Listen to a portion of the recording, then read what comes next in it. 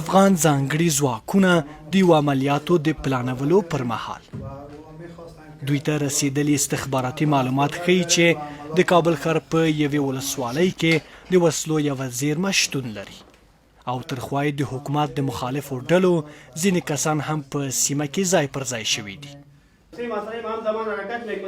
ځواکونه دا ډول غونډې د عملیاتو پر څرنګوالي، د ملکي خلکو پر خوندیتوب او هدف ته د رسیدو لپاره جوړوي.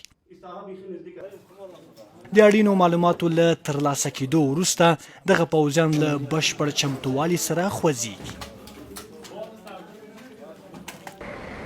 د نن شپې عملیاتو لپاره ځانګړي تدابیر نیول شوي دي او د دغو وسایطو سربیره هوایي ځواکونه هم برخه لري. د هدف په لور له پلازمینې کابل څخه 22 کیلومتره لرې کیږو. دا عملیاتونه ساده نه دي، د مرګ خطر هم پکې ډېر زیات دی، خو اوس افغان امنیتي ځواکونه 90% دغه عملیاتونه په بشپړه توګه په یوازې له پلانګذاري نه تر اجرا پورې په خپله ترسره کوي. د حملې لومړی ګروپ چې موږ هم ورسره مل یو، هدف ته تر رسیدو پورې د هوایی ځواکونو په ملتیا د سیمې وضعیت څاري. PC-12 ما تمام ساحه را زیر پوشش گرفته، زیر کنترل ماست. فعلا دشمن کدام ترکات خاص وجود نداره و نداشته دیگه. فعلا ما خب به هدف خود نزدیک شده میریم. د همغږۍ او دقیق پوځي مدیریت ټولې دغه هڅې د عملیاتو د بریا لپاره ترسره کیږي. 90% همیش بخش ما موفق بوده است و انشالله این عملیات هم به دست میاریم و بسیاری عملیات های ما موفق می باشه انشالله. به دستاورد به اصل می آییم. شیبه وروسته موږ هم د عملیاتو ځای ته رسیږو. ځواکونه د خپلو دقیقو معلوماتو له مخې لومړی د هغه کس په لټه کې دي چې د مخالفو ډلو په لیکو کې د حکومت پر وړاندې جنګیږي.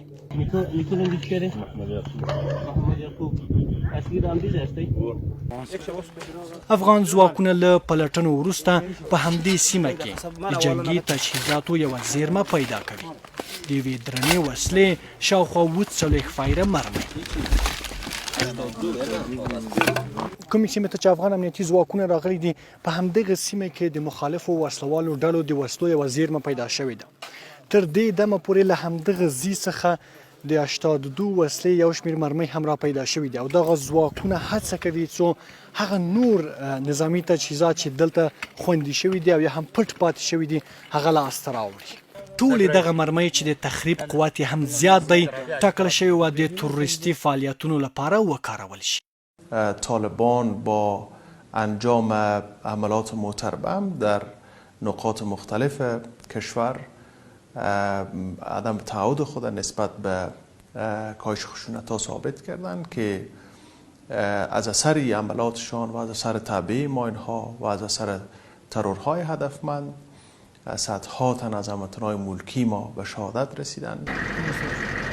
د دې شپې ماموریت له 4 ساعتونو وروسته پای ته رسیږي، خو د دغو ځواکونو لپاره بیا دا لړۍ له کلونو را په دې خوا دوام لري او دوی هم د پای ته رسیدو هیله لري.